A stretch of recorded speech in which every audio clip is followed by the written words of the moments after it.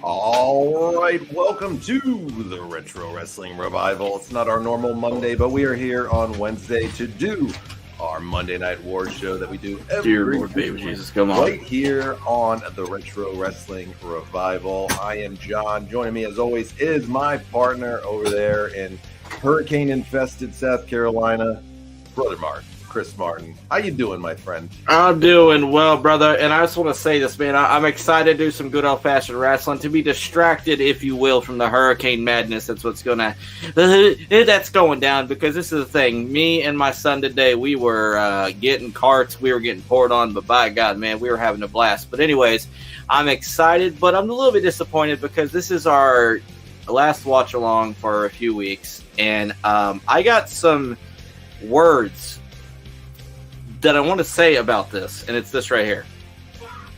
Bullshit! I'm sorry, I can't help it.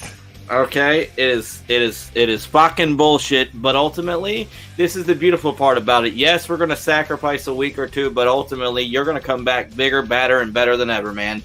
So I'm excited, and I do want you to feel better, because, like, a better feeling John is a better performing John, and you know what? We are for the fans, by the fans, and ultimately our goal is to be the best fan wrestling podcast out there, period. So this is the deal, man. We're doing the Monday Night Raw series, and like, ladies and gentlemen, I'm sorry we didn't do it on Monday. First off, fuck Spectrum. My Wi-Fi was completely out, so like we couldn't do the show, but we're here.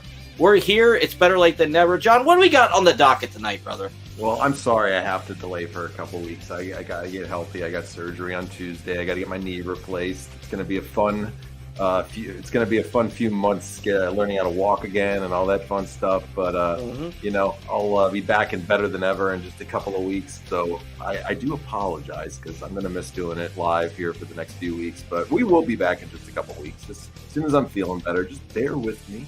And just bear with me just a little bit, if you will. But if you will, baby, if you will. But we're gonna have some fun stuff coming up tonight. We're watching some Monday Night Raw. It's been a few weeks since we did Monday Night Raw, Chris. Yeah, it's been a few weeks, but ultimately, man, I'm excited to be back from the hellscape known as the Great American Bash, because let's just be honest here. The first part that we did, I think it scared so many people away that our views dropped drastically on our second one. I ain't gonna lie to you. It was bad, man. It was a bad show. bad. Okay, so like the second half was outstanding with comparison to the first, but I think the Public Enemy, those bastards, scared off some fans for the second show. I really do. We're used to averaging out like around 1,000 a show, and that one did like maybe like 500 or so. So oh my god, yeah. We seriously, I was like, well, it never usually happens like that. No. You know, we're usually hovering around 1,000 plus just on Facebook, and it bumps up and down. Sometimes we'll get around 1,300, 1,400. Sometimes it's a little bit less than 1,000. That one dropped in half, so that showed a resounding. People didn't like part one. Public Enemy scared the shit out of everybody. So we lost half the audience for that week. So, hey, that's the name of the game sometimes. We got to go in order, but it is what it is. But speaking of our audience, we got our number one fan, if you will, Mr. Daniel. Brother, welcome, man. We are glad to have you on our show tonight. Have no fear. He has arrived this evening. He still has nightmares from part one. He would have rather changed places with Jack from Titanic. Okay, really quick, before we start, do you think Rose, she could have moved and shared the door with Jack? I think so. She was a selfish individual. Bitch. Yeah. Okay, there you go. See, it's settled. I think because if you love somebody, you'll have them hop on the door with you, and if you sync together, so fucking be it. Love is love. All right. Damn it, Rose. Jack died because of you. What can we say, Exactly. though? Well, tonight we got Monday Night Raw. We're going to be watching the June 16th, 1997 edition of Monday Night Raw. So if you want to watch with us, go right on over the Peacock app, and you can check it out right there. This show should be a doozy this evening. I'm just going to say that right here. What do we got? Daniel said 100% or get off the door and give him a little time on it. Hey, man. Daniel. All right. So tonight's episode is coming from Lake Placid, New York. Famous for the biggest upset in the history of the Olympics was hockey, correct? Yeah, it was, but I can't ever imagine a pay-per-view or a wrestling show or pay-per-view coming from Lake Placid before. Yeah, It's a pretty cold area. yeah, that's true. I mean, It was June at least at this point in time. do you live near Lake Placid at all? I don't know. I think Okay. I've never been there a day in my life, so I gotcha. I don't. It's probably like 200 miles away from me, but that's an easy drive for me on a given day for what I do for work half the time. So it's not like that really affects me. I could drive up there in a hop, skip, and a jump, I guess, if I wanted to. Daniel says Lake Placid, it will have Huntsville quality in those Huntsville heifers, my friend. Mwah, I love it. I love it. Well, here's the card for tonight. We got Owen Hart and the British Bulldogs taking on the new Blackjacks in a WWF World Tag Team title match. The new Blackjacks were John Bradshaw Layfield and Blackjack Windham. So what's your favorite new Blackjacks match? I can't think of any, Just but I'll wants be to forget that era.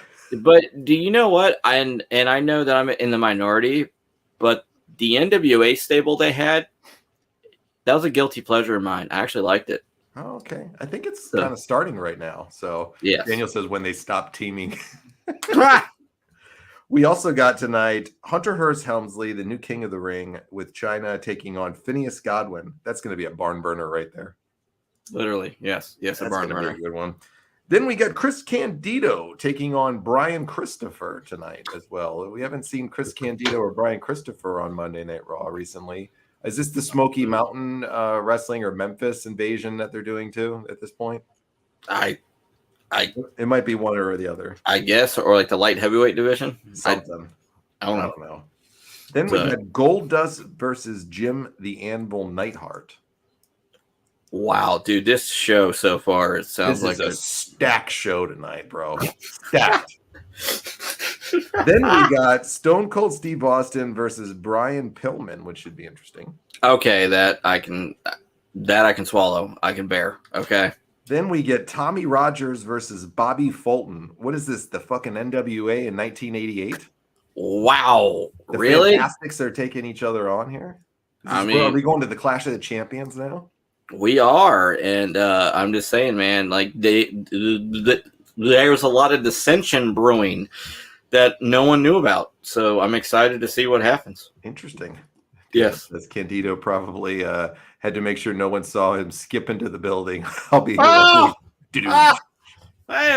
Then we got the Headbangers, Mosh and Thrasher versus Jerry Lawler and Rob Van Dam in a WWF World Tag Team Title Tournament quarterfinal match. Okay. Yeah. This is a miracle. There's a Christmas miracle in June in Lake Placid. It wasn't just the 1980 men's Olympic team that had a miracle in Lake Placid, my friend. Okay. Yeah. Ahmed Johnson made it to stay awake enough to hit the main event tonight. Holy shit. It's He's a miracle. not the curtain jerker tonight, literally and figuratively. He made it to the main event. Sorry. Yeah, he gets a round of applause for that one. And he is teaming with the Undertaker to take on the Nation of Domination, Faarooq and Kama. Oh, wow. That's going to be a freaking classic. It's going to be Crap. a barn burner, bro. Daniel says a Bobby Fulton match is something no one asked for in 1997.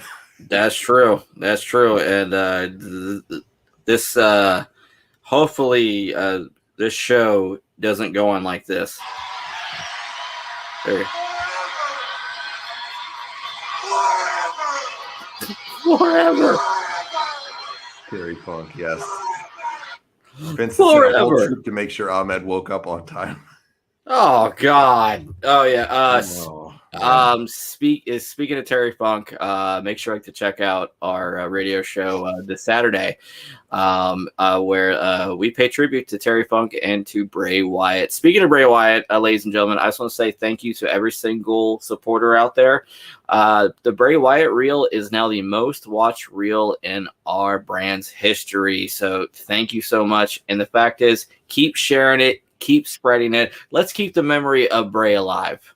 Always. 100%, my friend. I'm glad to see people are enjoying it 100 because Bray deserves it. Oh, yeah, he does. We got a great show on Saturday and Sunday this week. We taped them last night for the radio. So the tribute show is a good one on Saturday. And then I think Sunday is one of the best episodes we ever did. So I agree 1,000%. We light some pipe bombs up on there. Wouldn't you say? Which I ate some humble pie. Let's just say that. Rest in peace, Terry Bray and Bob Barker. How you damn right. For Bob Barker, I just got to play this sound effect right here, just for Bob Barker. Just give me 1 second here because he's just great.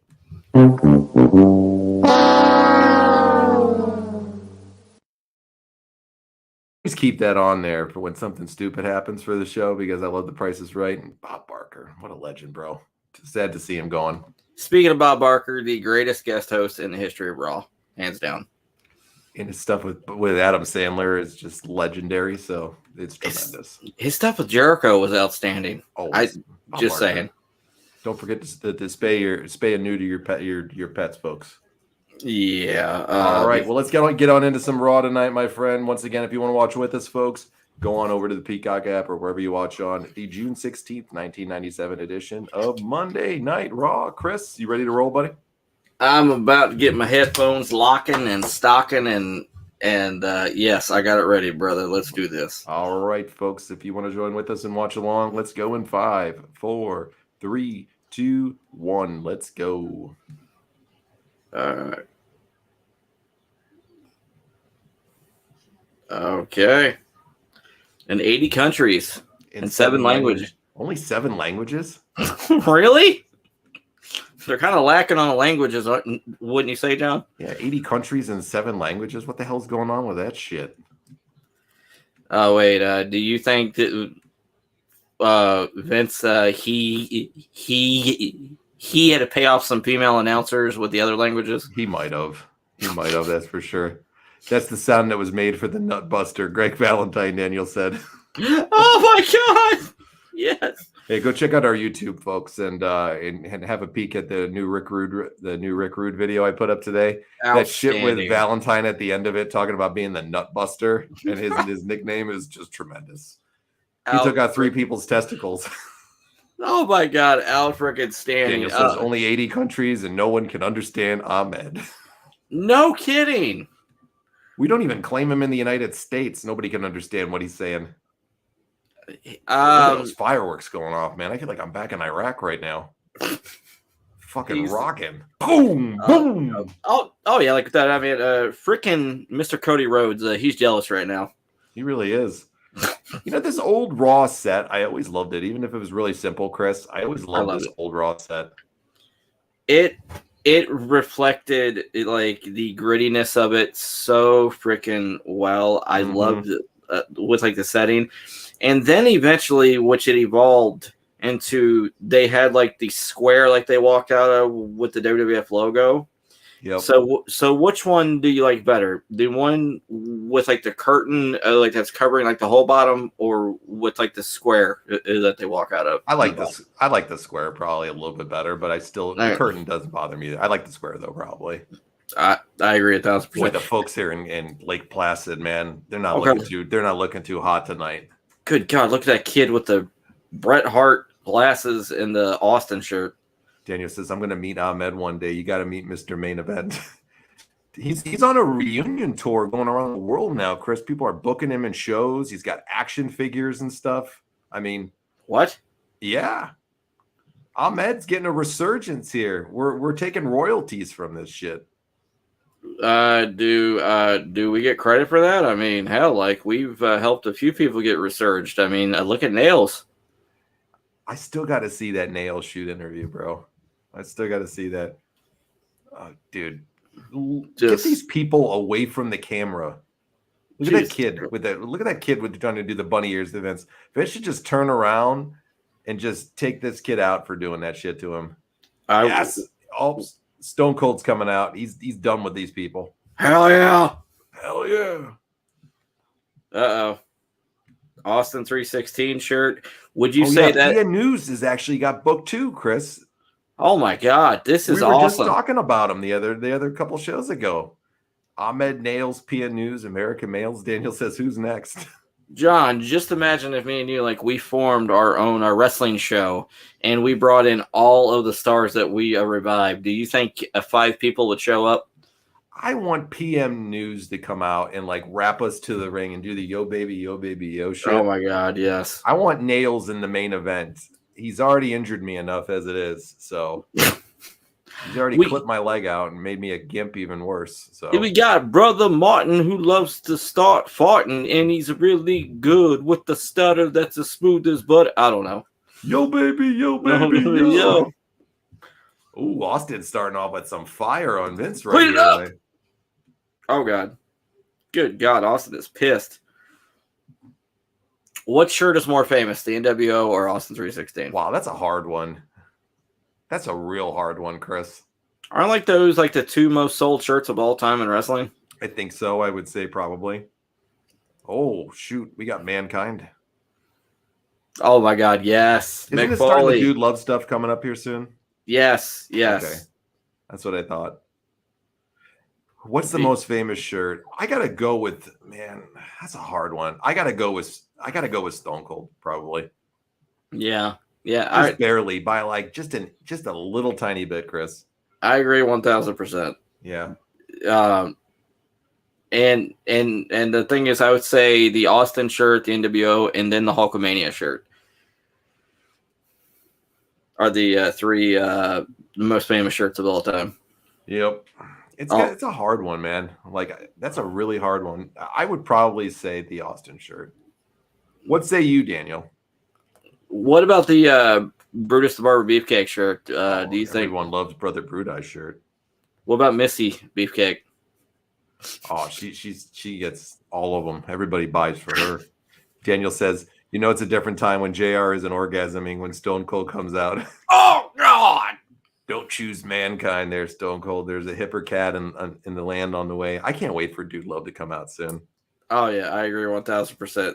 So like with Austin, he's like, screw Mankind, Dude Love. Okay, but it's funny because Mick's like, okay, you don't want Mankind, but you never said anything about Dude Love. Nope.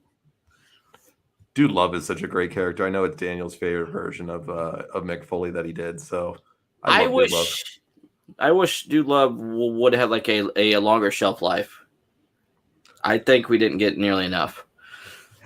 Yeah, it was one of those ones, I think, Chris, that, it was one of those ones that was good in pieces, but it wasn't the main one. It wasn't mixed bread and butter, so to speak. Oh yeah, I agree. 1000%. Oh God, Shamrock. Good God, dude, Pillman, Listen to Shamrock. Vince kind of starting the. Vince is kind of starting to heel Vince here a little bit. Can you hear it in his voice when he's kind of calling out Austin? Oh yeah. Wasn't the Mr. McMahon character born after? I think was it like a steel cage match with Bret Hart, and he basically said, "This is bullshit." And then, like, Vince McMahon, you're the one to blame this, you piece of shit. I mean, I'm trying to remember. I can't remember exactly when it started, but I know it's right around this time. Who's this? Oh, it's Ken Shamrock. Boy, his music is awful here. Oh, God, yeah. He's all decked out in black, and he's got his wrestling shoes on from, like, he's just hit the mats. That's right. He stole that from your closet, John. What say you? Like, why did you? Because he's the world's most dangerous man. I'm not messing with him. Fuck that shit, dude. That guy was hopped up on so many roids. I'm not dealing with that. Oh yeah, I agree 1000%. Did you hear about Bianca Belair? No, I did not. Apparently, she's on hiatus right now. I guess she's taking a break. I have no earthly idea. I had somebody send me like a message saying, "Oh yeah, what do you think about Bianca being gone?" And I which I assume she's still under contract. But honestly, I'm not going to miss her. I could care less. I'm not a fan. So she's the EST. Yes. Yay. Daniel is going with right here. The NWO. It's worn more than 25 years later. Austin's shirt has a different, more plain skull on the back now. Okay. All right. I can respect that 100%. It's a hard one to go against the NWO, but yeah, I don't know, Chris. If you ask me that one tomorrow, I'd probably say a different answer. It's one of those ones where it's hard to pick. They're just two iconic shirts. Well, it's similar to our discussion this week for our top 5 factions on a radio show, which our top 2, they could be interchangeable. Indeed. Indeed. Daniel says Austin heard the music and thought it was LaFon and Furness. He can rest easy now. Oh my God. We can all rest easy, Daniel, knowing that we do not have to be subjected to those two tonight on this show, at least not that we know of in the spoilers here for the card. So that's a beautiful thing. Dude, like that pop. I mean, like it just gives me chills every single time. Well, you know, they use the word Road Warrior pop, but it's really the Furness and LaFon pop. It's the one that makes everybody just quiet. The Road Warrior pop, everybody was screaming. The Furness and LaFon one, the whole crowd went silent. No. Do you know why? Because they are in such awe and amazement of their greatness. Exactly. The greatness that is LaFon and Furness. That's right. Good God. This crowd. Woo! Something. It's going to be interesting to see Pillman in the ring here, Chris, because you know, he had a serious injury here recently and hasn't had much ring time. Yeah. He really rushed himself back, I think, as well. He didn't want to lose his spot. I'm going to make a comparison here. It's similar to the whole thing with Mr. Kerry Von Erich. And Kerry rushed himself back, like, with the whole thing, like, with his foot. And he just wasn't the same. So I'd say Brian was in, like, the same boat. I mean, it's pretty amazing Kerry came back when he lost his foot. Yeah. So, yeah, that's true. And then nobody knew about it forever. I mean, yeah, that's true.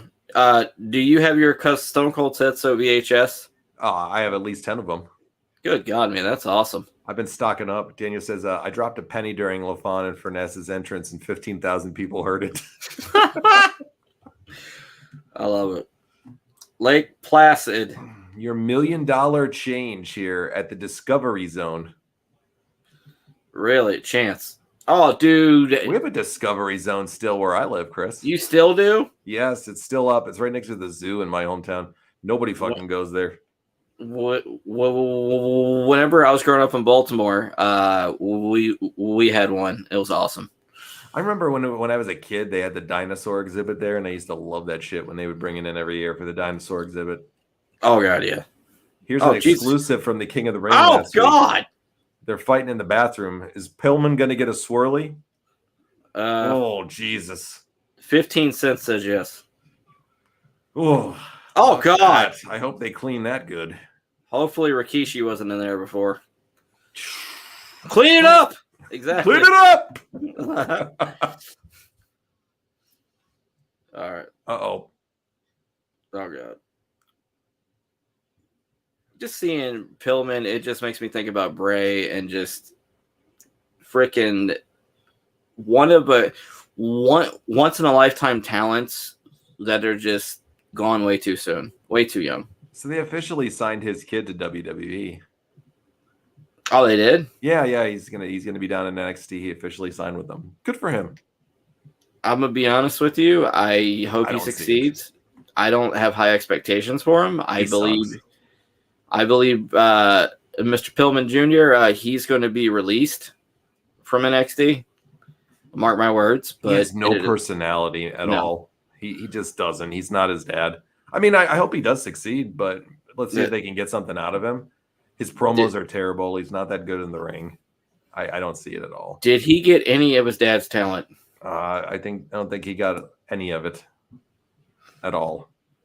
Who's this now coming out? Let's see. Dude, the new Blackjacks. And the crowd just went mild. Hell yeah. 2 Hall of Famers, too, which is the crazy thing. You see him coming out here looking like 2 goofs with those mustaches. And, dude, those mustaches, though. Wow. They're badass, okay? Lee Marshall's jealous. You think Lee could do a mustache like that? I think he could. I think he very well could. Dude, I can't take Barry Windham serious with that mustache or Bradshaw. Just can't. I'm sorry. It looked fucking stupid. I love it. Oh, God. Poor JBL. Oh, poor JBL. Poor Barry Windham here. That's true, because Barry Windham was a legend.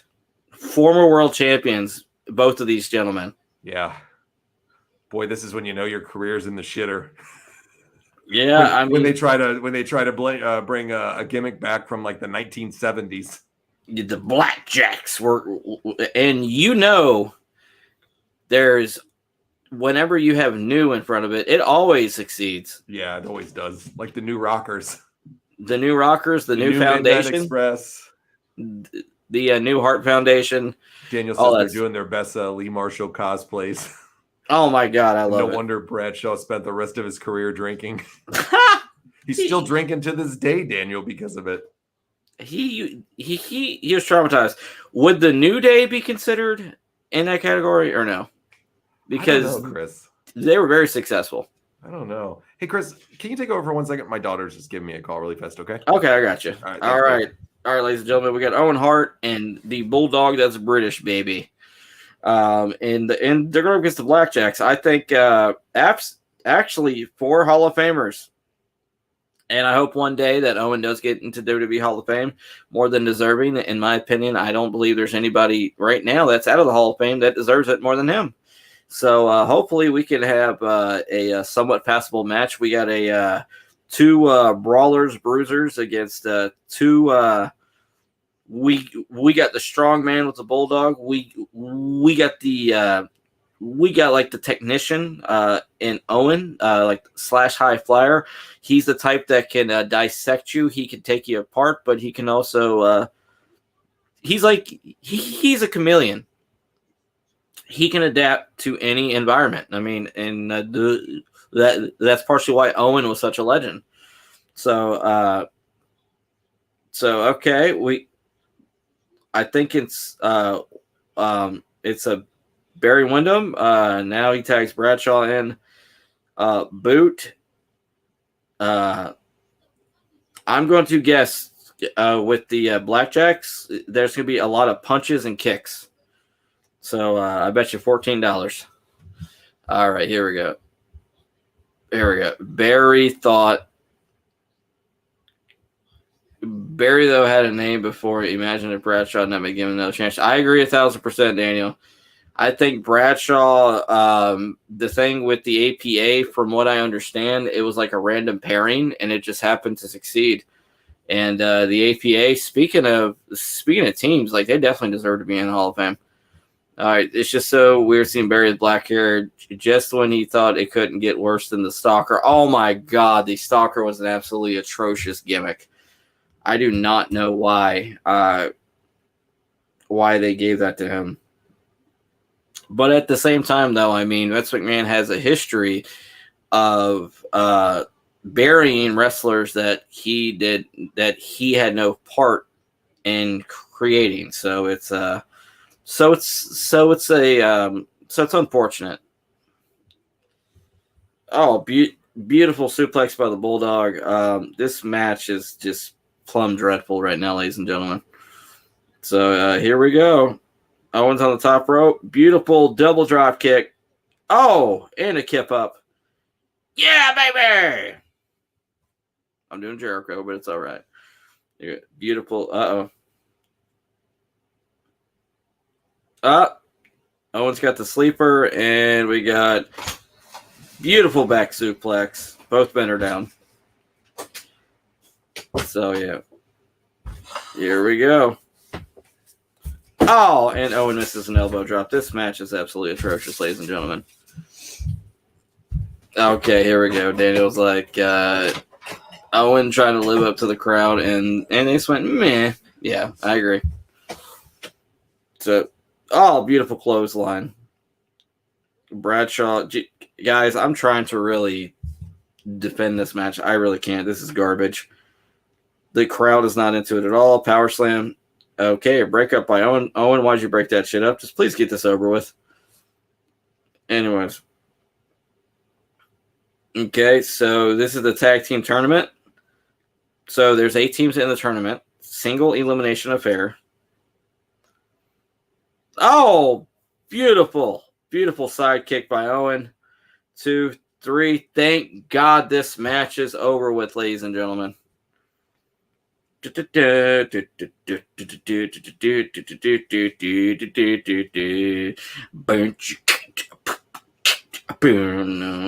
right. If you will. If you will. I'm singing the Bulldog song. If you will. If you will. If you will. If you will. If you will. Okay. Daniel said that Owen and Bulldog were losing the tag titles, lost in HBK to having a fighting tournament to get their rematch. Yeah, that's kind of odd, don't you think? Yeah. You think they would do like the rematch between the two teams, and then the winner of that would face the winner of the tournament. That would be more logical, but yeah. Sometimes, especially during this time, logic didn't win out in certain ways. So right now we got a 6-man tag match. We're doing a last Monday review, ladies and gentlemen. We got LOD versus LOD and Ahmed Johnson facing the Nation of Domination. And Savio and Crush broke our hearts, ladies and gentlemen, and they turned their back on Faarooq. How dare they? Okay, Faarooq took these 2 men out of obscurity and brought them back to legendary status, and by God, they just walked away. Ungrateful jerks, if you will. So, but D'Lo and Clarence Mason, as always, have the back of Faarooq. There we go. There we go. That beautiful winged eagle, I don't blame Taker for not wanting Paul Bearer touching it. I agree 1,000%. It is hands down the most beautiful belt in the history of professional wrestling. I don't think there's anything that even comes close to it. And Faarooq is publicly chastising Savio. He's publicly chastising Crush, and he's publicly firing them, saying, "Hey, you guys are as hot as a jalapeno pepper, and guess what? Your ass is fired. How you doing?" Especially Faarooq saved Crush. Here we go. Especially when Faarooq saved Crush from jail and Savio for not working at Dollar Tree. Amen, man. Some people are just so ungrateful, man. You feed them, you clothe them, you put roofs over their heads, but unfortunately, some people, they get spat back in their faces, and it's just not right, man. I hope Savio and Crush, they have a very difficult time with gaining future employment. I'm sorry. That's how much I support Faarooq. So let's see what happens. What kind of music is this? Good God. Oh, God, here comes the Undertaker. Good God, Paul Bearer's face. All right. The new nation, baby.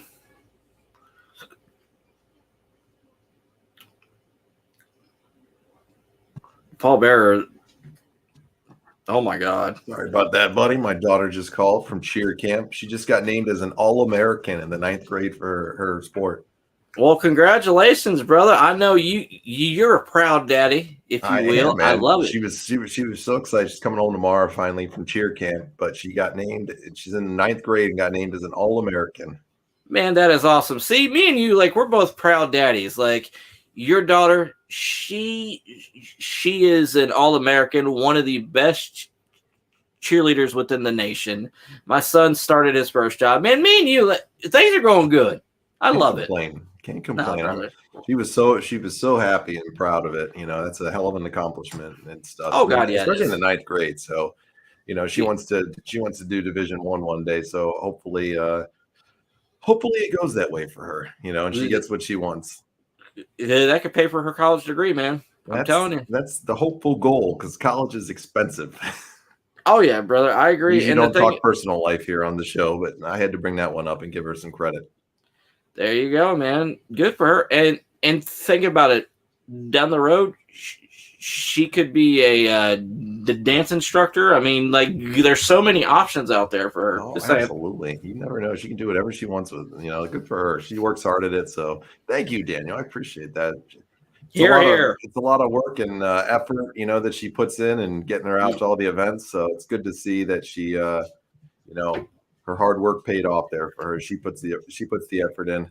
Now we got Phineas Godwinn coming out here. Talk about an All-American right there. Phineas Godwinn. What's your favorite Phineas Godwinn match? Every single one that he does, and especially when he comes out with that slop bucket. Oh yeah, especially the slop bucket that they made for Sonny. I prefer naked Midian though. Oh yeah, I agree. Daniel goes, we go from the All-American to the PIG. What a transition. I agree. Which it took my brother. He pointed that out to me whenever, like, I was younger, about like his name, and I'm like, oh, okay. That's kind of like with freaking IRS, Erwin R. Shyster. I'm like, why is he called it? He's like Christopher. It's because he's a tax collector. Get it? Oh, I got you. Okay, I'm not gonna lie. Phineas Godwinn was always a funny character to me. I always liked him. He was a goof, but he was good. Honestly, I have nothing but love and respect. Is that Sam Roberts? Holy crap, looks like Sam Roberts. He does. He looks like Sam Roberts. Oh, this guy's taller than Sam Roberts. Maybe he kind of looks like Kenny G, that guy too. Dude, shout out to Kenny G, man. Great music. I don't listen to it, but you know, good stuff. Daniel says Phineas Godwinn and a lights out literally in the building. That'd be his best match. Oh, honestly, he is, speaking of being recognized for achievements, Midian, Phineas, whatever you want to call him, he is actually recognized as a world-renowned chef. So, just saying, the guy's a gifted cook. So yeah, that's what I hear. Everybody says his cooking is phenomenal. So, who would have thought? What the hell was that? Did you see that mule kick? I don't know what that was. Sweet! I actually was watching a pig calling contest on YouTube. It's quite fascinating. Did you really? You got to send me a link over to that one. That could be interesting. I will. And we will actually, we can judge it on one of our future shows. There you go. That's going to draw some viewers in right there. Here, pick. Wait. Okay, here we go. All right. But, yeah. The crowd just had like a Furness and LaFon deflation right here. The match with the Blackjacks, you did not miss anything? I didn't think I did. I think it was a good one to kind of step out on that one. Daniel says Chyna's abusing the Pauly Shore lookalike. Hey, I love Pauly. Pauly Shore and Biodome or Son-in-Law. Son-in-law was Encino great. Man. Encino Man's great. In the Army Now. Oh, excellent. I love that Yeah. movie. Pauly Shore is so funny. He's a comedian. Jury Duty. Jury Duty is a great one. I actually had my first Asian crush by watching that movie. Tia Carrere. Oh, God, yes. Yeah, she was pretty hot, especially in True Lies. Yes. Yeah. Oh, God, yeah. Dude, Chyna is a fucking brute, man. Oh, yeah. Chyna, man, she's a badass. I'm going to tell you that right now. And, like, she just struck Phineas Godwinn right with the elbow with the forearm. How bad do you think those overalls smell? Pretty fucking bad, man. I ain't going to lie to you. Oh, Jesus. I wouldn't want to get in the ring with him. Who would you rather get in there with? Phineas, look at the sweat stains on the back of everything already. Oh, my God. Or Vader in the ring. Come on. Do I have a choice? You got a choice. You got to pick between wrestling Phineas like this with the sweat stains and the dirty overalls or Vader. I would go with Phineas, but I would rather take a stink face for Rikishi after a night at Taco Bell. Yeah. Oh, yeah. Yes. Oh, God. Look at Triple H doing his best Ric Flair impression. Woo! Yeah. Can you see he was influenced by Rick a little bit? Just a tad bit. Just a little. Is Rick and Hunter still friends? Because does Rick maintain friendships with many people these days?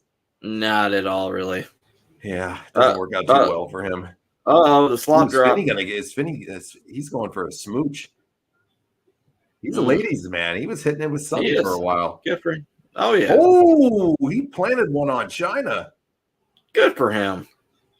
He's gonna lose this match, but he got a big kiss there. 1, 2, 3. It's over. That's over. And the crowd is extremely happy. Yes, not from the result, but the fact it's over. There's the Triple H fan club sign in Lake Placid. I always wondered where it began. Vader is legendary for his smelly gear. I'd probably take on Phineas. There you go. See, I agree. People will tell stories like they tell about Haku being a badass, about how bad Vader's ring gear stunk. Jim Ross tells the best stories about it when he had to sit him down and tell him about washing his gear. No offense. People had complained. No offense, but like, how difficult is it to just? It's soap, washer. Just put it. Hell, dude. Even if you got to put it in like you got to put it in the ocean. Look at Henry out here is coming out doing a little heel turn on Phineas. He's pissed. The Skinner fan club sign, Chris. Do you see that? Dude, Skinner is awesome. Skinner in 97? Hell yeah. Daniel says the hog is here. Hell yeah. Actually, Henry is a fan of the show. So, shout out to Henry Godwinn. We had him on the show. So we did. On the show, whatever was it, a couple years ago. Very nice guy, too. Really, really nice guy. Oh, yeah. Without a shadow of a doubt. Internet connection was terrible, but a very nice guy. Well, he lives out in the country. He literally is a farmer, bro. He literally is a pig farmer.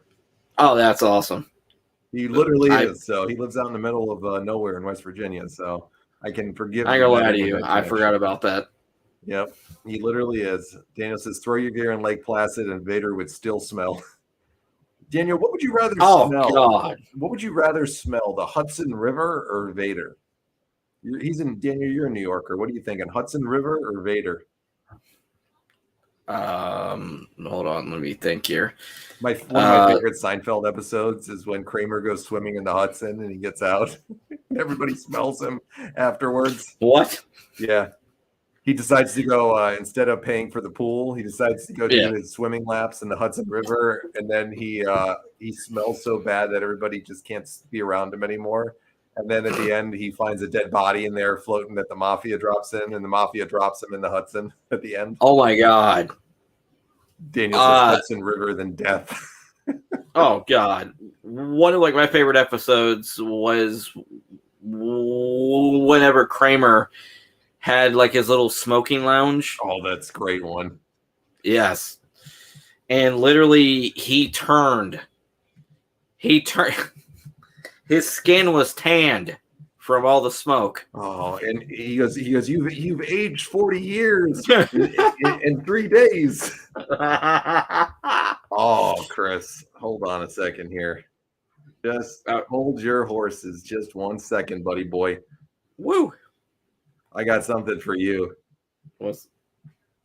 She is here, folks. Look at it. We got the one. We got the only. We got the first big diva of the World Wrestling Federation herself. The one, the only. Sunny is here, Chris. And just to lead Sunny in right now. Hold on. All right.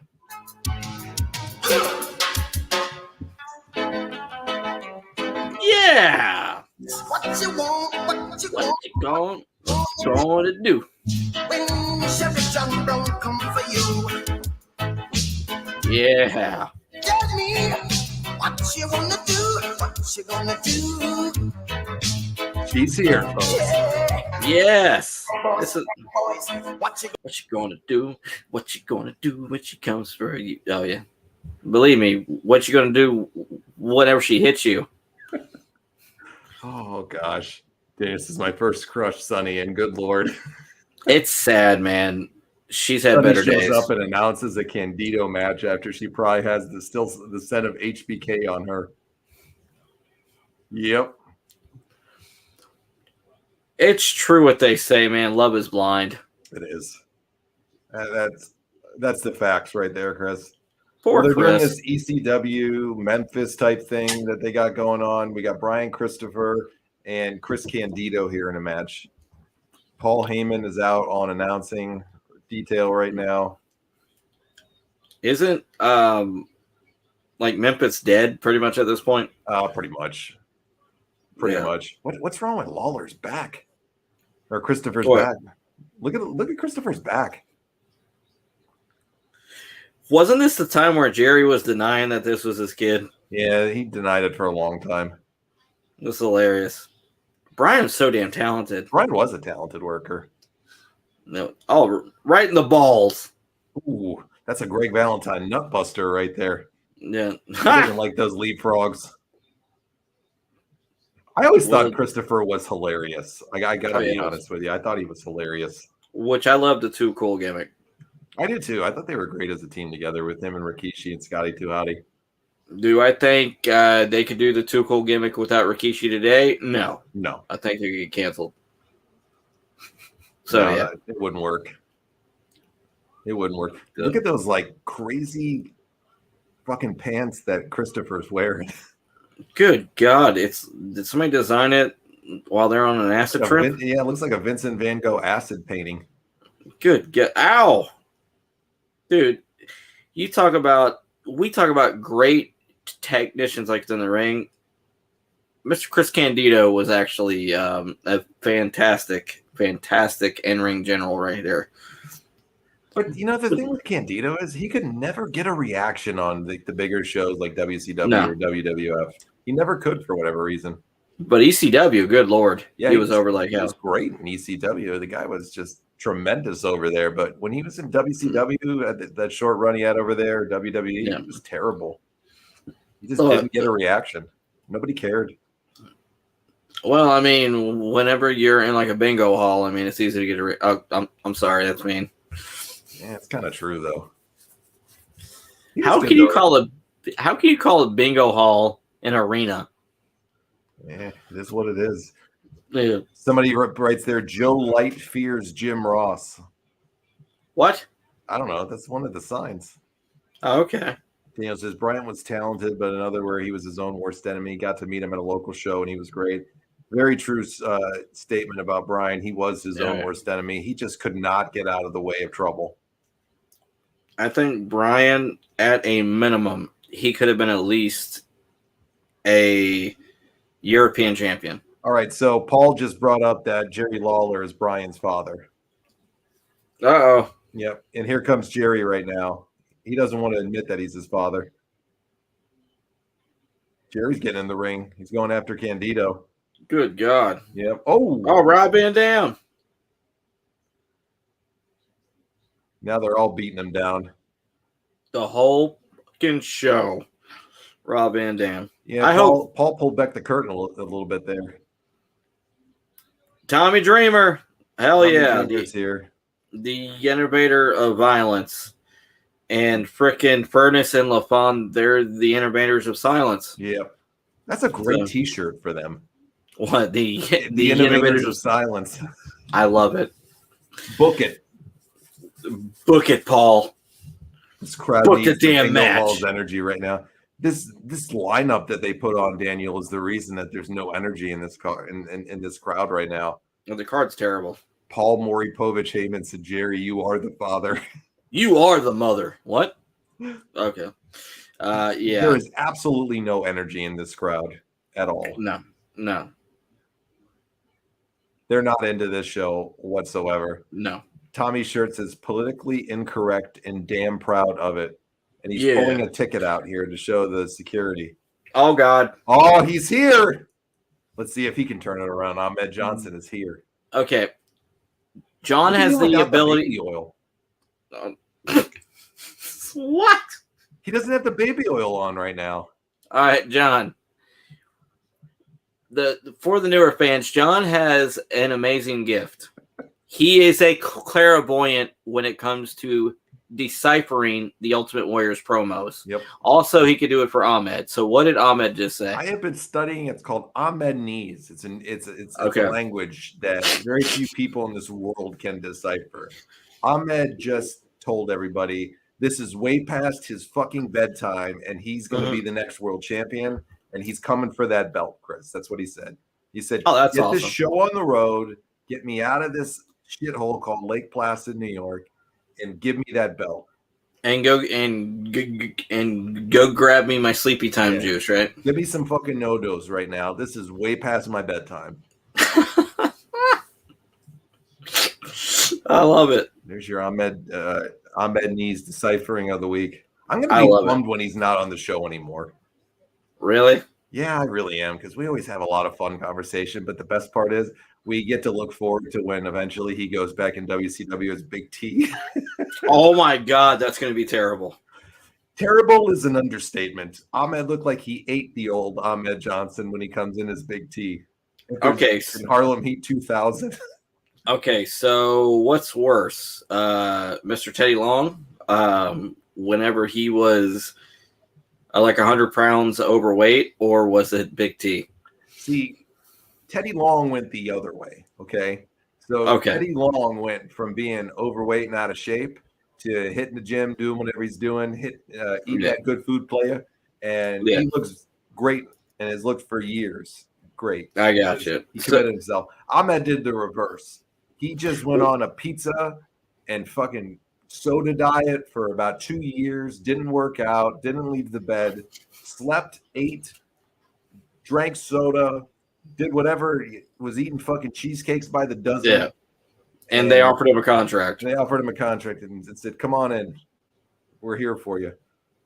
Who was more embarrassing? Braden Walker or Big T? Wow. That's a fucking loaded question right there. There you go. Hold on for a second. Let me think on that one. Daniel says, Big T, what a ratings boost he was. Ahmed is Big T because you saw how jacked Ahmed was before. Oh, God, yes. So who's a bigger disappointment, like in regards to Braden Walker or Ahmed, Chris? Yes. Man, that's a hard question to ask. I gotta go with I gotta go with Big T because those Braden Walker promos entertain me. I'm Braden Walker and I'm gonna knock your teeth out. He's a Hall of Famer too. Come on. He is. Dude, he literally got into the Hall of Fame 6 months after he got into the company. Man, that was record timing. So yeah, just the saying. Hall of Fame video that person made with Braden Walker is one of outstanding. It's one of my favorite things I've seen in years. When I could watch that one all the time and just laugh. Oh God, yeah. Okay, so what's your timestamp? I am at 41 minutes and 9 seconds. Okay. Here comes. Who do we got here? Okay, Neidhart I coming got you. out. Yay! I thought Jim Neidhart was Canadian. They say he's from Reno, Nevada. I guess. Or maybe he just migrated over to Canada. Do you think Canada claimed him? Hell no, they didn't. Daniel says the Coke is going huge right now during that Ahmed promo. Come on, baby! He's bumping lines for days. Yeah, baby, yeah. Yeah, baby, yeah. Stu, go get me a job. Yeah. Hey, man. Yeah, you gonna get a job. Hey, Biff, do you think you could hire Jim? We got Goldust coming out now. If you will. All right. Oh, wow. Goldust and Marlena. I saw Terry Runnels the other day on a virtual sign-in, bro. She is looking fucking rough. I saw her last year. She was plastered out of her mind. I can imagine. I hope that she's doing well. That's all we do. Ultimately, me and John, we have no ill will. We sincerely hope for the best. She did not look good on that virtual the other day. No. I hope she's doing okay. Oh yeah. Daniel says, I'm glad Anvil went to the Hall of Fame as a member of the foundation because that was his run there. That's it. Yes. Yeah. I would have loved to have seen them go in when he was alive, Daniel. It's another one that you wish, they would have been alive to put him in. And it's a shame that ass clown of a fan had to go ruin it at the end and attack Brett. Yeah, I agree. Well, thank God for the FTR. Cashie's got a gun. Bang, bang. Watch out. Arn's got a Glock. Glock Anderson would have fucking ruined that guy's day. Mm-hmm. Oh, man. So, yeah, Goldust. My wife, we were watching some older stuff, and Mr. Dustin Rhodes, Goldust, is one of her favorite wrestlers now. She loves everything he does. So she's like, he is so good within the ring. He's great with his character. Like, he's great with his promos. And like the main thing that she really got attached with was watching his work with Booker T. That stuff when he was acting like he had Tourette syndrome. Oh my God, yes. Yeah, that was good. Hey, Booker. Did you see Jim Neidhart slithering back right there? Yes. That was impressive by Jim. I will let some agility. Booker, I will let you have a bite of my wiener if you let me have some of your Slurpee. That was a time. What? You freak, man. That was a time that was an interesting period of wrestling. I'll tell you that. Oh God! And we were watching a thing where Goldust was on the Conan O'Brien show in full character, and freaking Conan did not realize that Dustin was full character the whole time. I've never seen that. Oh yeah, Dustin made Conan feel so uncomfortable that he had to call security in. Wow. Okay. Because he was rubbing his leg, all that stuff. Oh, God, yeah. What year was that? I think it was 96, 97, something like that. I'm going to have to go look at that later. Daniel says, in the cockles. Cockles. Goldust getting Triple H and Flair to crack up was a sight to behold. It was. Oh, God, that's when you know you're good. When you can make two pros like Flair and Triple H bust up, just start busting up laughing in the middle of a promo. Oh, yeah. And that goes back to what we were talking about. I think it was last week or the week before. The greatest wrestlers ever to never be world champion. Dustin's one of them. It's a damn shame he didn't, at a minimum, be a transitional world champion because he deserved it. I could have seen him as a transitional champ. I could have. So he some great heat as Goldust. Oh God, he did. And he got over as a babyface too for a while as Goldust here. His stuff with Razor, his stuff with Ahmed, was great. I can't believe I'm actually saying that stuff with Ahmed was great, but it was. He actually made Ahmed look good. It was 110% because of him. Yeah, Ahmed wanted to kill him though because he kissed him. He literally wanted to kill him in real life for that. Get over it. Seriously. I'm sorry. It's a you're getting paid fucking tons of money to play a character. Nobody thinks you're gay because he did it as a thing for the fucking show. Get over it, bro.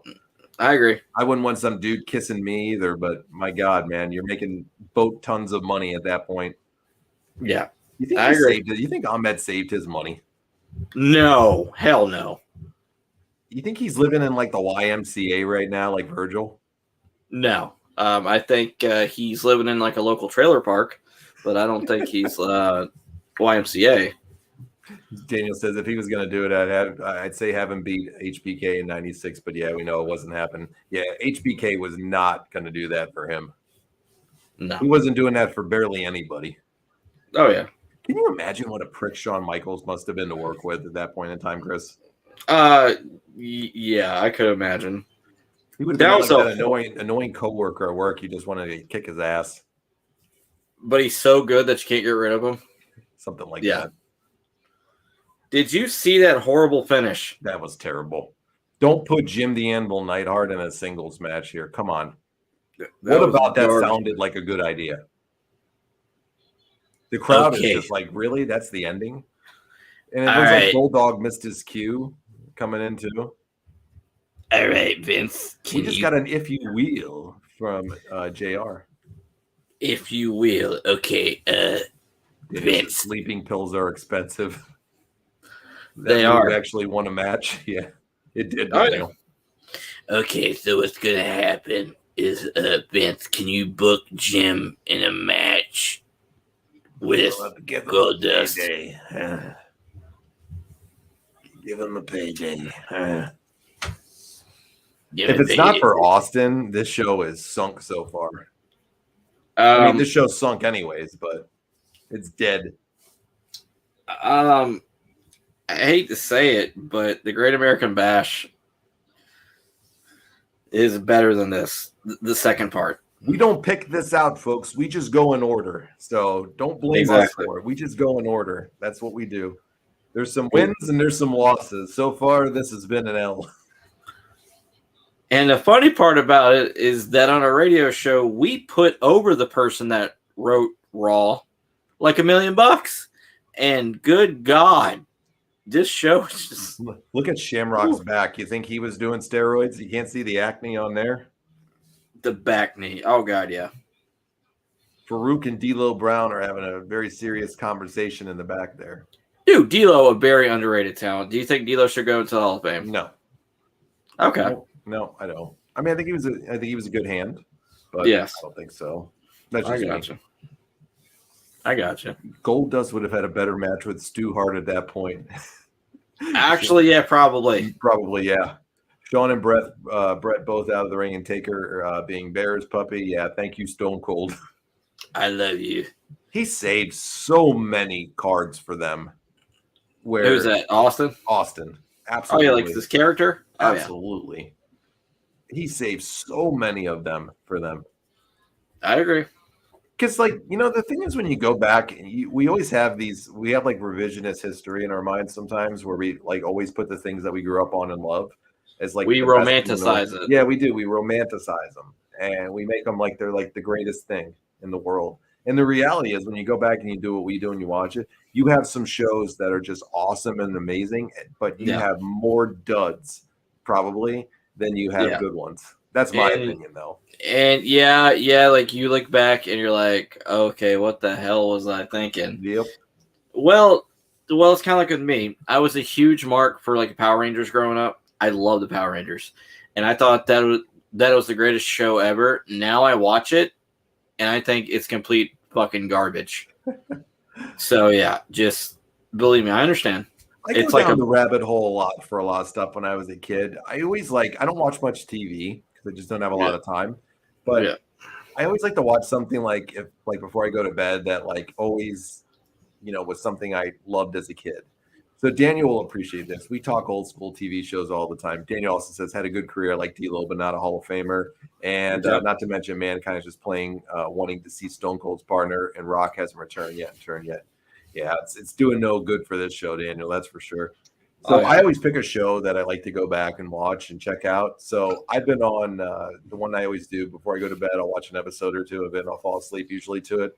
Is What's that? Step by Step Oh my God, yes, from the 90s. absolutely a phenomenal show. I've gone down that rabbit hole a few times over the years. It's one of those ones like I'll turn on for a little bit and watch, and then I'm like, it'll be my one for a little bit, and then I'll find another one. I did Family Matters a while ago, but Step by Step, that show to me still to this day, Chris, lives up to it. Oh yeah, like without a doubt, one of the greatest sitcoms of all time. One of the greatest theme songs for a television show. Step by step, day by day. Oh my God, yes, I love it. And Suzanne Summers. Woo! Carol Oh, Lambert was hot to trot at that point in time, buddy. Hot tamale. I'm just saying. Was. And for me, like my rabbit hole lately is the Wonder Years and Superstore. Superstore is a great one too. Superstore is literally one of those shows for me because I can relate to it so much that I will end up watching like a whole freaking season within like one sitting, and next thing you know, it's 6 o'clock in the morning, and I have to be, yeah, exactly. So yeah, and like the Wonder Years, it's the same way. I love that show so much. Daniel called it. The next one is Daniel. It's going to be Perfect Strangers. Oh, dude, I have recently started watching a classic, which I never watched before, but until recently, Quantum Leap. With Scott Bakula? Yes, that Never show seen is it. outstanding, dude. I've never seen Check it. it out. It's on Peacock. Okay. I've never seen it. I promise If it's you. got Bakula in it, if it's Yes. got Scott Bakula in it, it could be all right. He's He's a great part in of- that movie, Unnecessary Roughness. Yes, Oh, one of my favorite football movies of all time. he's a part of the Major League movie lore. They don't claim Back him. to the minor leagues. They don't claim him, okay? They do not claim him. I've seen that one once, and that was enough for me. Never again. Hey, Never hey. again. When Rube Baker is like the star of it with Scott Bakula, that's when you know it's bad. So what do we do now? What do we do now? We win the whole fucking thing. Lou Brown. There you go. I love Lou Brown. He's a god. All right. Speaking of winning the whole thing, like with my Orioles, I'm heartbroken because because currently the best closer in baseball, by proxy, because yours is out for the year. Mm-hmm. Mr. Is it Felix Bautista? Wait, Felix Bautista. Felix Bautista. He's out. Okay. So I hope he's back for the playoffs. So You know Diaz is coming back. he is this year. Yeah. Why? They shouldn't, but he wants to pitch a few times. Dude literally came back from an injury that would take most people out for a year, and he came back in 6 months. That's what a beast he is. But he wants to throw a few times. He was throwing in the high 90s the other day off a mound. So Holy crap. I wouldn't put him back out there this year, but that's just me. So the season's long since gone. Daniel says Austin should have just walked over to all the foundations and started beating on them. Oh, yeah. He did it enough, especially with them. They're handcuffed to the ring right here. Beating him like a government mule. What? It's hard to see Pillman at this point in time a little bit, Chris, because it's in a few months he's going to pass away. It breaks my heart. Yeah, and you know that he must be in just tremendous pain at this point, and he was just a shell of himself at this juncture of his life. Pillman was simply just doing this so he could take care of his family. Yeah. Strictly to the paycheck. It's sad to see. You can see that it's got to be hard for him to really get around and do things. Oh, yeah. So just, I mean, I would have just kept him as a personality and a manager type. That's just me, though. I think Brian would have been fantastic with helping younger talent get over. They should have just said no and let the guy take the proper amount of time to recover. Yeah. Oh, yeah. How did he pass a physical for his contract? I don't really think they had him at this point, Chris. Okay. Yeah, I mean, maybe I'm wrong, but these were much more lenient times in '97. I gotcha. So, just It's just a shame because you look back at their stuff in World Championship Wrestling as the Hollywood Blondes. It was a difference between night and day, man. And just one of the best tag teams in World Championship Wrestling history. And they were put together basically by accident. So, Yeah, they were a great tag team too. Oh, yeah. It says to think this could be the last time we get Austin and Pillman one-on-one. I wonder if That's true. I wonder if this is the last time we get them one-on-one. I think it might be. I don't know if they have another match one-on-one with one another. Oh, a fun fact for you, which you probably know this. The gold chain that Austin wears was the gold chain that Brian Pillman gave him whenever they were. Yep. Whenever they were in the Hollywood Blondes. So whenever you see Austin wear it, it's a tribute to Brian. Gotcha. Hollywood Blondes was a tremendous tag team in WCW. They had a lot more life left in them when they. Oh yeah, they did. Like without a shadow of a doubt.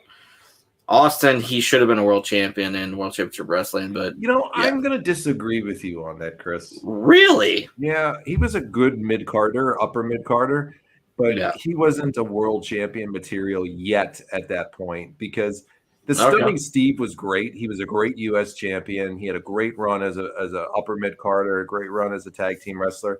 He needed something different, and that's the beauty of when you take an opportunity that comes your way, or you take a bad situation like him getting fired, which probably was, crushing to him at that point of his life. When you got a family and you're trying to take care of your wife and your kids, and you lose your income, you get fired by a FedEx, you're hurt. But here's the story of a guy that took a bad thing that came to him and probably pissed him off, and he used that anger and he used it to fuel him to go get better and go down and do ECW, create that character, come to WWE, get shit on with the ringmaster. Another person would have once again bitched, moaned, belly ached, and complained and left, and he didn't. And look what he did. Well, it worked out pretty well. Do you know the parallel that I see? I mean, not that this modern wrestler is even close to the Steve Austin level, but it's like, okay, Ringmaster is the Steve Austin as Max Dupree is the LA Knight. Similar. Yeah. Yeah, a lot of ways. LA Knight, what did people say when he came out of LA Knight? It was dumb as shit, right? Yeah.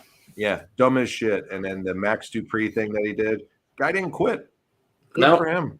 That's what it's all about. Perseverance. Get out there when life takes you and beats your ass up a little bit. Pick yourself back up and keep fighting and do what you got to do. You believe in yourself and you want to be successful. Keep trying. What's the worst that can happen? I mean, that's true. Yeah, Daniel says they got over, and that wasn't WCW's plan. So they said, nope, let's break them up. Yeah, typical WCW. And Stone Cold got to learn from Rude, Eaton, Zbyszko, and Arn in WCW, two great ones to learn from. Yeah, and the Dangerous Alliance.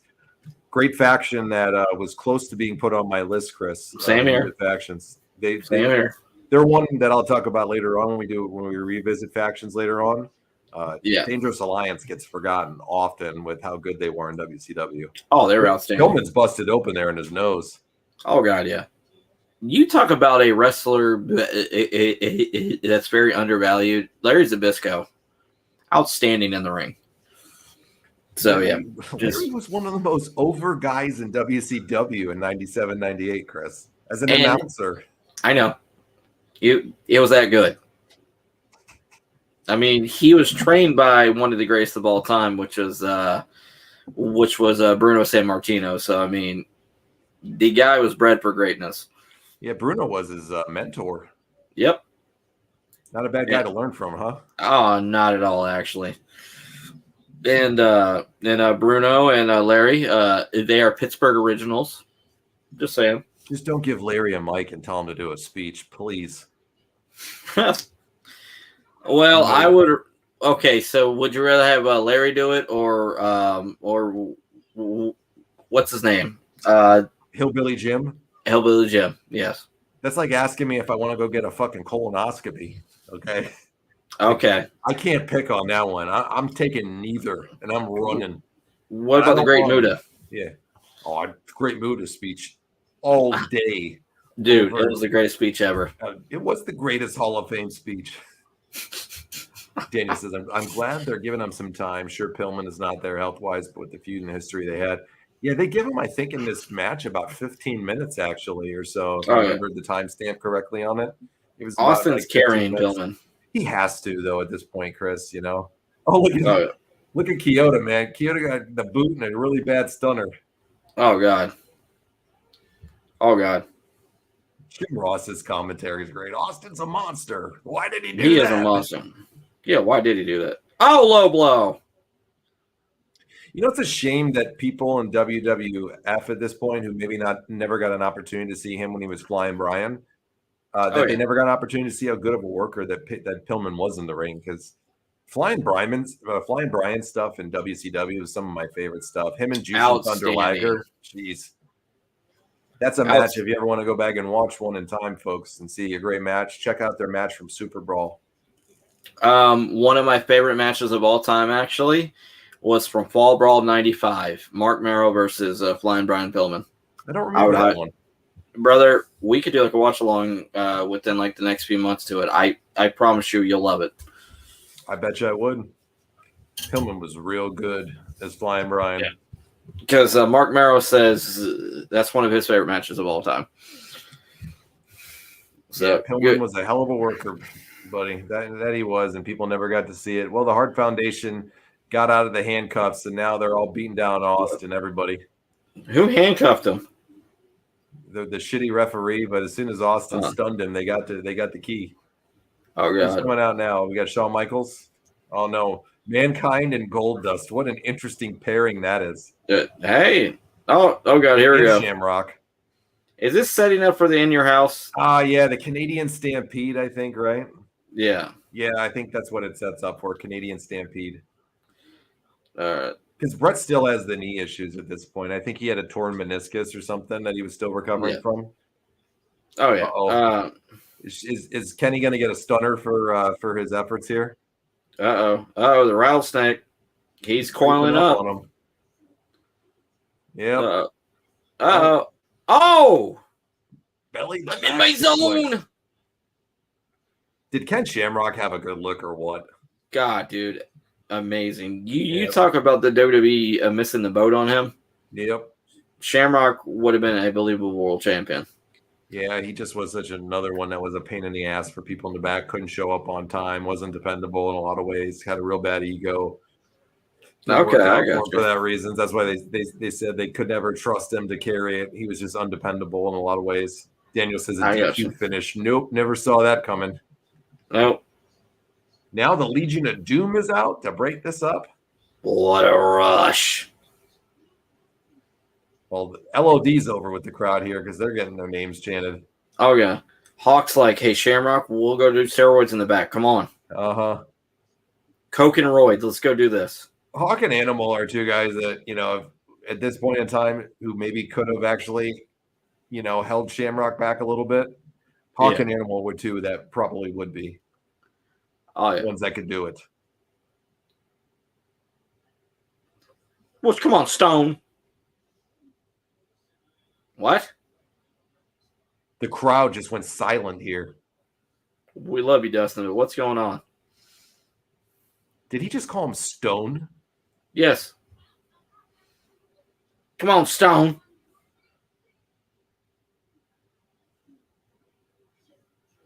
All right.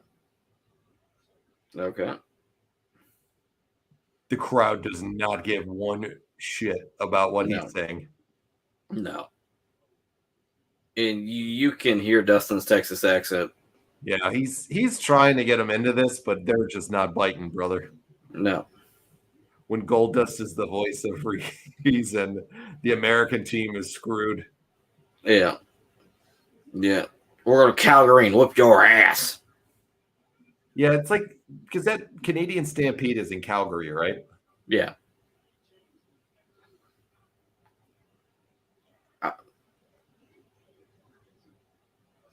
Oh, my God. He looks like his knees hurting there. He's propping it up. You see that? Oh, yeah.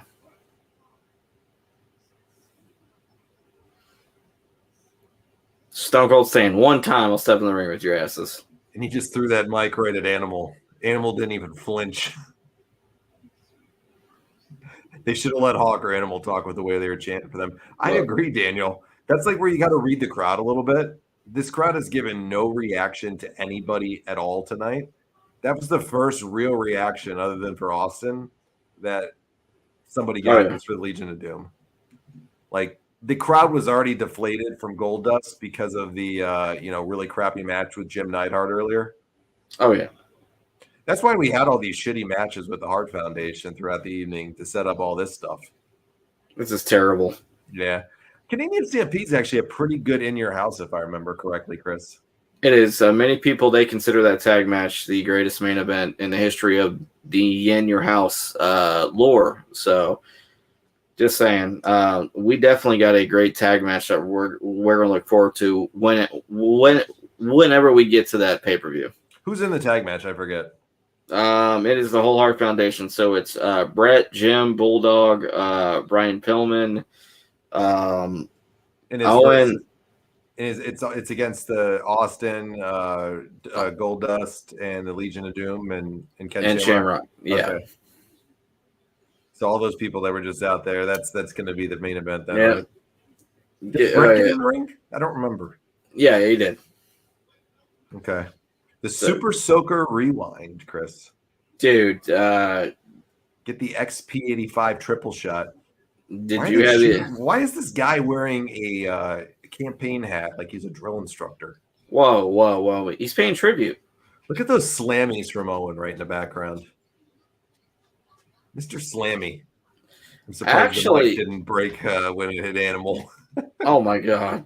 Yeah, brother, let's just be honest, man. The Slammies, the reason why Owen had him was because you were nice enough to let him win him. So let's just be honest here. I mean, let's just take the curtain back a little bit. So I'm just saying. Owen was Mr. Slammy. Woo! Not a nugget. They take out on Peacock, I think, the Nation of Domination stuff with him, the skit that they do, right? With really? DX. I think it's gone from Peacock. I hope not. I can't wait till we get to it, at least if they play it, because that shit was hilarious. And the thing is that, God forbid, I mean, just have fun, just laugh at yourselves. I mean, there's nothing malicious, in my opinion, with the skit. You want to say, it was 1998 or whatever. It's come on, folks. It was a different time. I think it's due to X-Pac, though, and them putting the blackface on him. Yeah. Yeah, I think if they take it out, that's probably why. Yeah, Daniel said the same thing. I think they wiped the entire segment out on the Peacock episode. Why don't they just blur his face out then? This is the world we live in today, Chris. Oh, yeah. We got to go back and apologize for something from 25 fucking years ago. Oh, yeah. Woo! Sable's coming out. Ow! Damn, look at her. Yep. Woo! Do you think that Brock's taking her to Suplex City? I think he's taking her to Suplex City pretty often. So, but no, the funny thing is that with Lesnar, it's just, and speaking of Lesnar, okay, with everything that's going on with him lately, where do you think the WWE they could go with him, or do you think he's pretty much just happy to get a paycheck? I don't think he needs a paycheck. I think he just does what he wants to do, and they bring him in when they want to. He shouldn't be out there all the time. He should be a couple times a year. He should be a commodity. He should be one of those people that you just bring in on an occasion. So which promo for Piper from 6 did they take out? The blackface one where he did half black, half white, Daniel? Yeah. Oh, yeah. Oh, yeah. Yes. The one with Piper. Oh, my God. Bobby Fulton is coming out. Oh, boy. The crowd does not give two shits at all. Were they sitting was Bobby Fulton sitting outside the arena begging for change? I am going to be honest right here. What? And this is painful to admit. What? I think Furness and LaFon might have got a bigger ovation than Bobby Fulton and Tommy Rogers. God. This is terrible. Look at Tommy Rogers coming out here. He looks like fucking Howdy. Dude, like the Hey, man, mullet's I'm glad awesome to be though. here. I ain't got a paycheck in about 5 years, but hey, it's good. Raw's getting- war. I'm all for it. I'm getting $150 for this. Yep. Woo! What is with fucking Bobby Fulton's ring gear? Look at that shit. Dude, do you think Zack Ryder copied him? That's a really good question. Daniel says, just have Sable stand in the ring for 5 minutes. It'd be more entertaining. Yeah, that's true. Nobody knows who the fuck Bobby Fulton is at this point. There's about 4 people in the audience that know Tommy Rogers. Yeah. Yeah. Tommy Which Rogers could work, though. Oh, God, yeah, you could. But this isn't 1991 or 1990 or whatever when he was in the WCW. Dude, Bobby Fulton looks like he ain't hit a gym in about a couple of years at this point. Oh, this is the light heavyweight division. Bobby Fulton's a light heavyweight? Apparently. Is that why he removed one of the legs of his outfit so he can make the limit? I guess. Come on. I guess. Says, forget blackface. Bobby has a blue leg. Oh, God. That's great. What the fuck is going on with this show tonight, Chris? Jesus. The crowd literally is dead. The kids in the crowd are sleeping and shit, and they're like, we came out here and stayed up late to watch Bobby Fulton and Tommy Rogers in 1997. This is good. Okay, so did Russo just put like names within like a hat during the booking meeting, and it's like, you know what, this, and this. This is Vince trying to get people over from other promotions for whatever reason and thinks it's a good idea. Like, yeah. WCW's got the NWO. Let's do a Smoky Mountain Wrestling and ECW and Memphis angle. ECW, I get it, but they didn't care at this point in '97 that much about it. They were a complete niche market. I agree, but like with all due respect to Smoky Mountain, no one gave a shit. No, nobody gave a crap about Memphis at this point. Smoky Mountain, nothing. I agree. I thought Bobby Fulton was going to do a tope suicida right there, but he chickened out. Dude, the tope chicasita. I don't know. This match is fucking match terrible. Is the equivalent of the WCW women's division matches that didn't include Medusa. Oh, I agree. WCW has cruiserweights. We want our own division, ladies and gentlemen. Here's Bobby Fulton. That's right. Yeah, they're putting on these banger of a matches for the cruiserweights over there with Hoovy, with Ray, Ultimo Dragon, Psychosis. I mean, I could go down the list of all the people that they put on every week that are just fucking wowing the crowd. And then you bring out Tommy Rogers and Bobby Fulton for it. You could hear Jim Cornette trying to sell these two to Vince McMahon. Tommy Rogers looks like he's Bob Holly's cousin. Tommy Rogers is actually fairly good. In 1991, he's good. I know. 1989, he was at his prime. Not this way. Sable's back in the ring now, waving. Tommy, she got more of a reaction just stepping out here than you. Oh, yeah. Oh, there's Mark Marrow. Shout out to Mark. All right. Boy, he's got a hell of a mullet there. He does. Oh, and he's not happy, though. He wants her out of that ring. And unfortunately, Vince McMahon, he loved the Johnny B. Bad character, but he quickly realized once he signed Mark, he couldn't use the Johnny B. Bad gimmick. Nope. This starts the heel Marrow stuff, right? Yes, where he doesn't like it. He becomes like the possessive guy, and then makes her wear a potato sack or something. Yep, and then he becomes the boxer. Yeah. Which, like a shout out to Mark, he is a legitimate boxer, actually. Gold glove boxer, actually. A Viva La Parka sign in the crowd. That is awesome. Mark is trying to say, get out of the ring, Toots. Bobby went over big time. There you go. Okay, this card has gone from worse to almost as, oh, Jesus. They're spitting on each other and each other's faces now. Ew! Fucking headbangers. If you didn't think this could get any worse, here's the headbangers. Yes.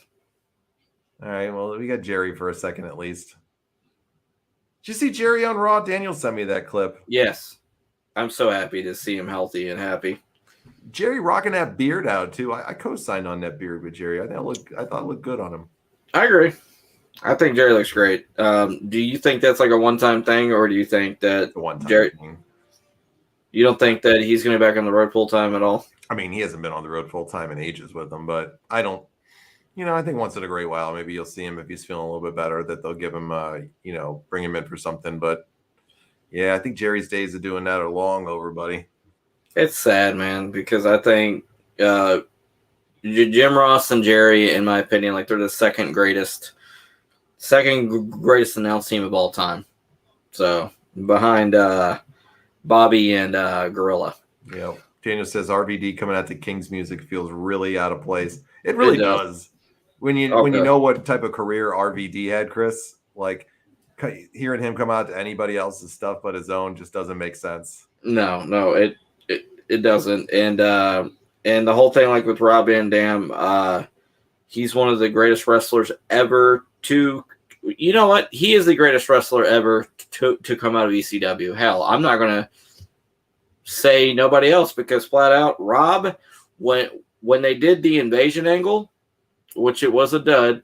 I hate saying that, but Rob was so freaking over, man, with the fans that they wanted him to main event with Austin right away. Mm-hmm. So right, yeah, Chris, question for you: do you like the Headbangers as a tag team ever? No, they suck. I don't get it. Oh, they're awful. I never got it. They were basically a Jim Cornette tag team, and they were originally the Flying Nuns in Smoky Mountain Wrestling. Yeah, and they did that shit on Shotgun too. Oh god, it was terrible. Egg sucking dog. Hold on, really quick. Daniel says Mosh saw Bobby's blue leg and said, "I need rainbow legs." That's right, rainbow legs, baby. And be careful watching Shotgun Saturday Night because Mr. Terry Funk might pop up and call your mother a whore. So Stage Dive is a great finish, though. Surprised nobody stole it. I don't even remember it. It's essentially like whenever Ray he jumps off the top rope and he basically puts his balls in your face on your chest. And he lands on his feet. Yeah, that's it. Okay. It's like a seated senton. Okay. I just don't remember. This might be, Chris, the worst crowd I've ever encountered. Worse than Saginaw. Dude, maybe not as bad looking as the Saginaw group, but they are fucking dead. But you can't blame them for this. The show sucks. This show is terrible. Good God. Even the Austin stuff hasn't been good. No. They've been shoving Austin and the Hart Foundation down our throats tonight.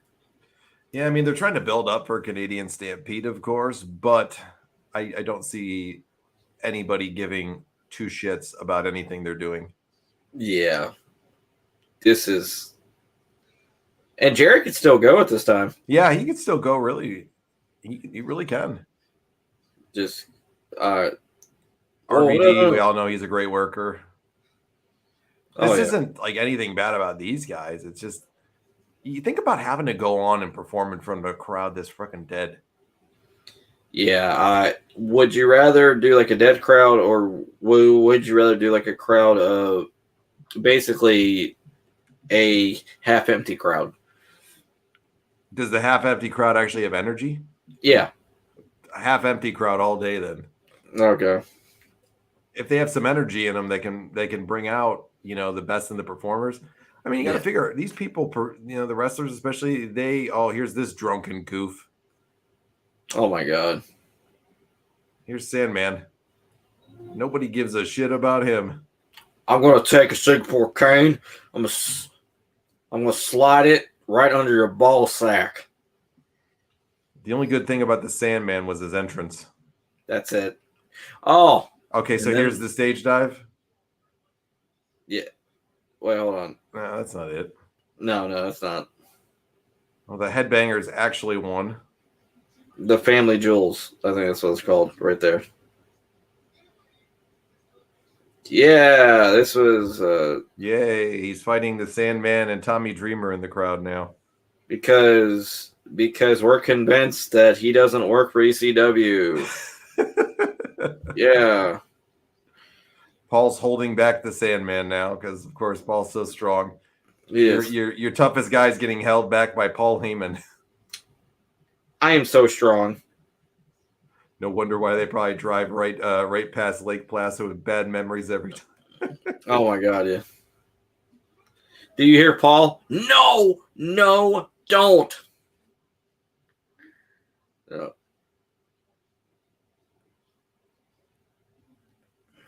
What do you think Vince's reaction to his own booking on this was? What the hell was I thinking? Pretty much. Oh my god.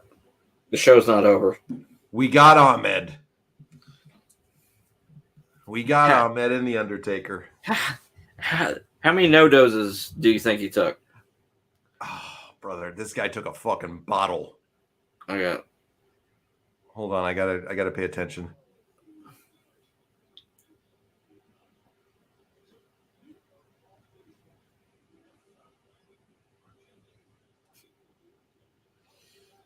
He said, we're going out to eat steak dinners tonight if we win. I got you. Nobody's bringing Paul Bearer's fat ass over there.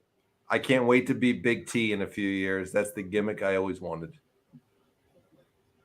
That's my deciphering from that, Chris. There you go. Perfect. I would love to.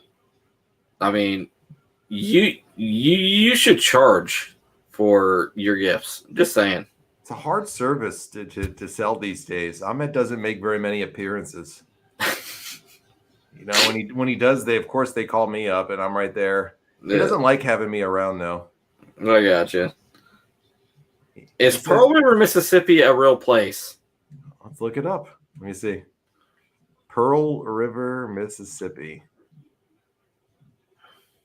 Pearl Harbor does.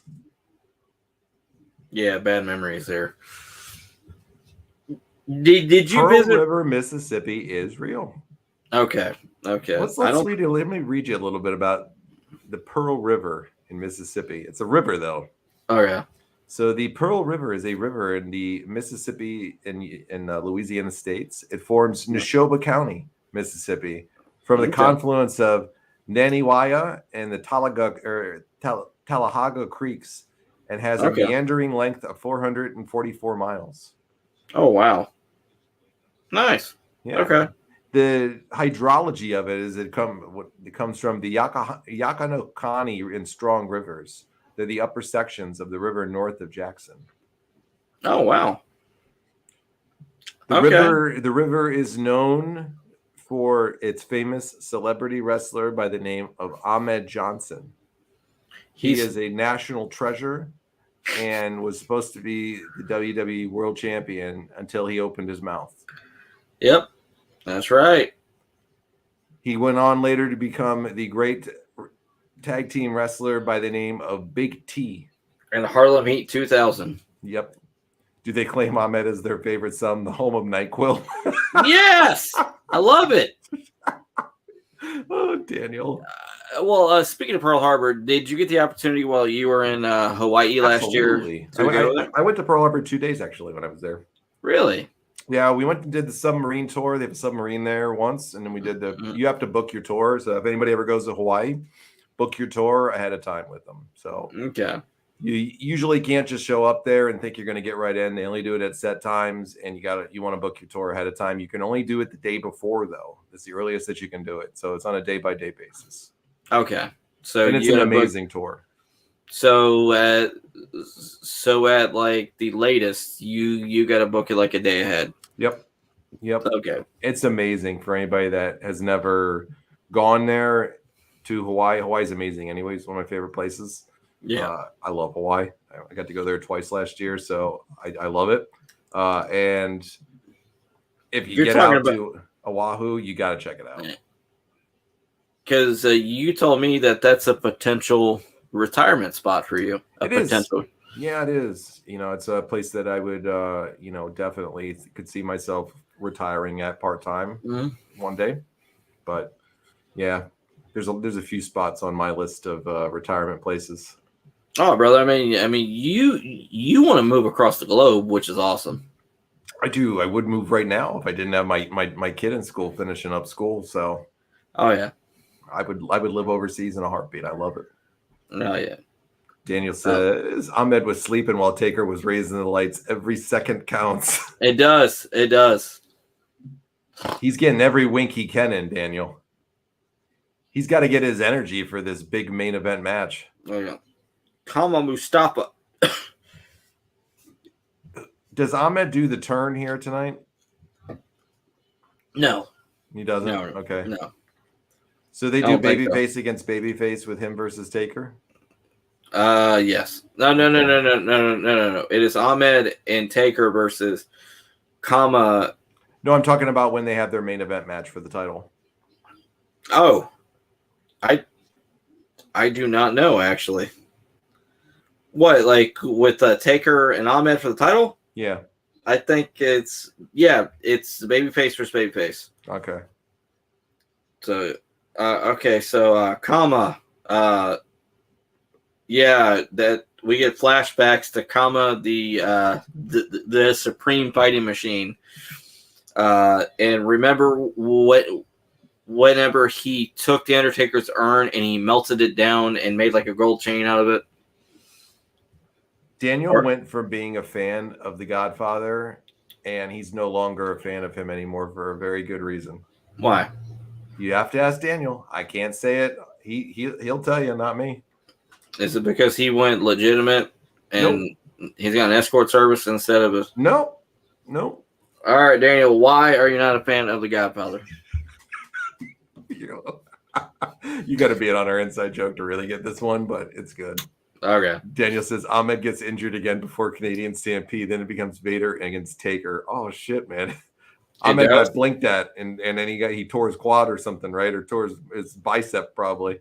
Oh yeah, probably.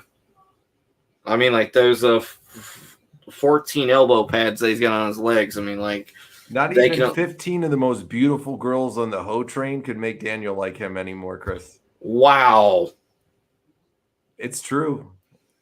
Victoria was actually on the Ho train. Yeah, she was on the Ho train. There you go. Still not good enough to get him to like getting him to like The Godfather anymore. Oh wow. Well, I mean that's a shocking surprise to me. All right. No disrespect to the great the great Godfather or anything like that. We're just having a little rip here, but it's true. Daniel says he is a full supporter of the GWC. Godfather will sell himself to anyone for a sniff of the ganja. That's the reason. That's great. That fucking guy is the most cringy goof out there, Chris. Have you ever seen that guy?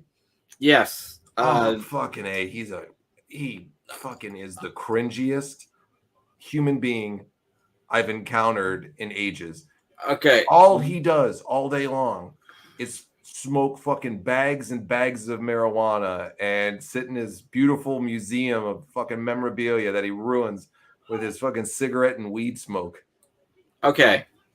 First off, he owns 2 houses. Okay. Yeah, in the ghetto of Detroit, which means they're worth about $1,000 each. Okay. So he has a house that's dedicated to his wrestling shit. The whole house is wrestling memorabilia.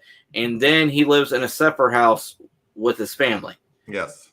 And yet we have homeless people out there, but this guy can smoke weed in his little palace.